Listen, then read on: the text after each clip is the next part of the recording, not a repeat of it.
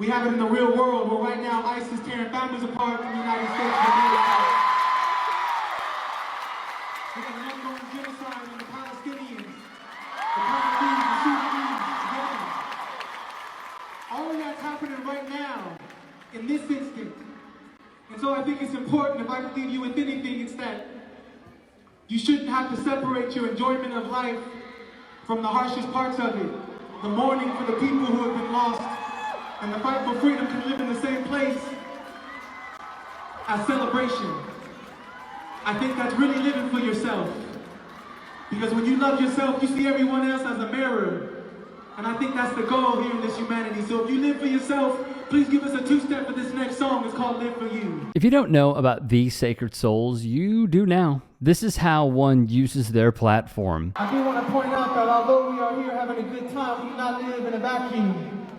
We live in the real world where ICE is breaking families apart here in America.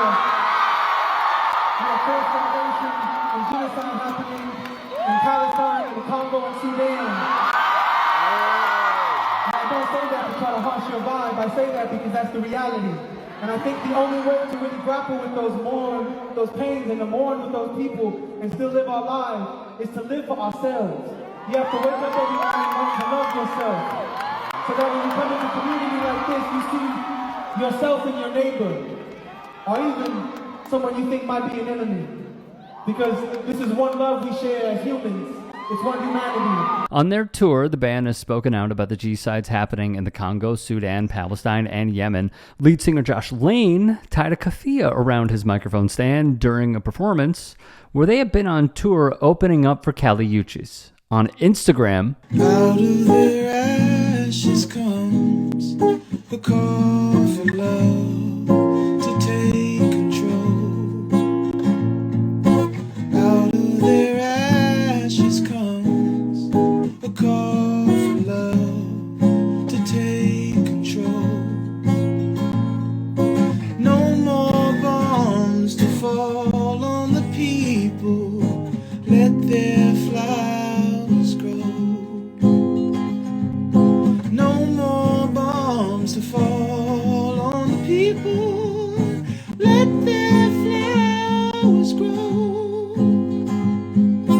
For the sake of all. For the sake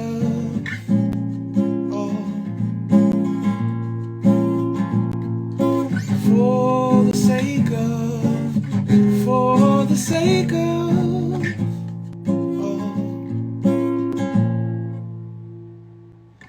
The people's resistance shows a way to live. he captioned this post, "I don't want to live in a world ruled by evil. Resisting the evil is the quickest way to feel the love that permeates through us and this earth.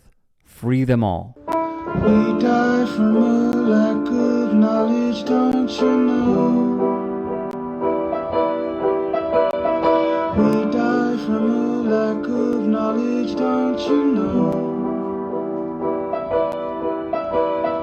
We'll die from a lack of knowledge, don't you know? We die from a lack of knowledge, don't you know? They have us fighting over 2 party lines. Mirage of freedom used to control our lives. They have us vote between the lesser of 2 evils instead of offering freedom to the people.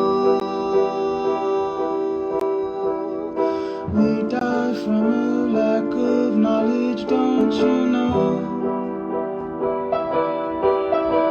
In another, he wrote, "My words aren't eloquent or really organized, but what I'm saying is ignorance is always used as power to an oppressor. There's a reason we aren't taught the hard truths about the evils of the colonialism that birthed this nation and that continues to spread to the rest of the world. It's hard to grapple with the truth of this nation and in the same breath try and function as a member of it. It's hard but necessary.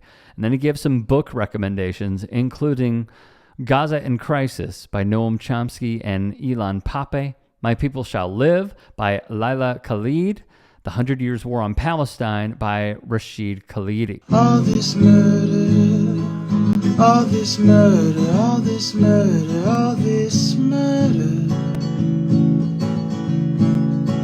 So that few, so that few, so that few feel secure. We call it war, and it's a business. Business is booming. God be my witness. Lane would post this song and type, "We don't need war. We don't want war. We don't want your war today nor tomorrow." If you know the history behind the Bush administration's Iraq war on terror and don't see the stark similarities between it and today, then it's very clear how powerful the propaganda around America's fight for global control really is. Be prepared for an avalanche of pro-war movies and docuseries. I sit in awe and complete wonder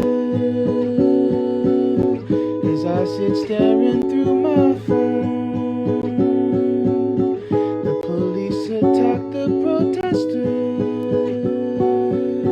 protesting everything that's wrong.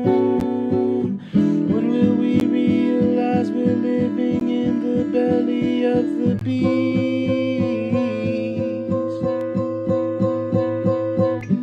Imperialism and conquest at the center of their greed.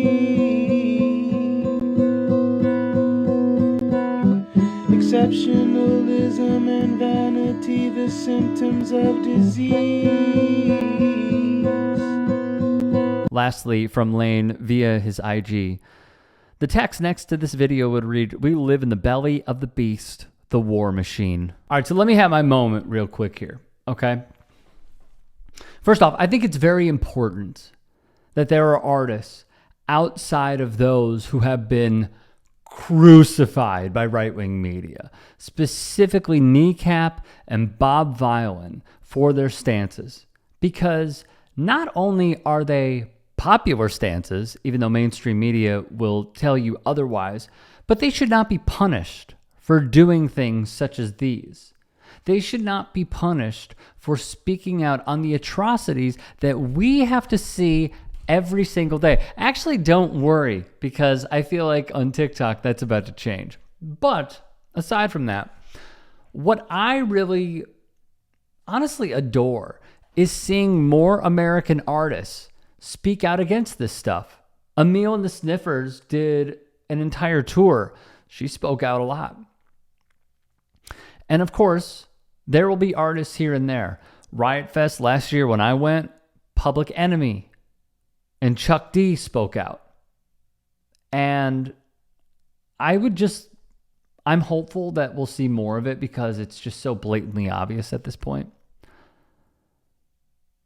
But in turn, rather to add on, you know, a lot of the viewers know this, but I have a 2-year-old, right? And of course I'm playing the hits and I'm playing, you know, stuff that I think she would benefit from, anywhere from, you know, psych rock, jazz, soul, alternative, classic hip hop, new hip hop, progressive, like everything, right?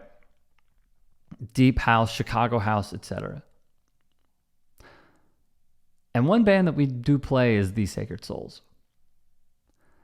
And I guess I'm just proud, you know, because like it feels like with even the Riyadh comedy stuff, the people that we put stock in and we like what they say, it feels like we're always just let down a little bit. You know what I mean? And a band that I truly love playing, to see them take these stances, And then also on Instagram, put out a post on how ICE is crushing communities. And this is what they said. We believe in standing with our neighbors. This is a nation built by immigrants. From now through the end of July, 100% of profits from our We Don't Have to Be Alone tea will support nonprofits protecting and uplifting immigrant and refugee rights. I mean, it's awesome. It's awesome. They already have my support, and I don't know how they could possibly have more, but they have it.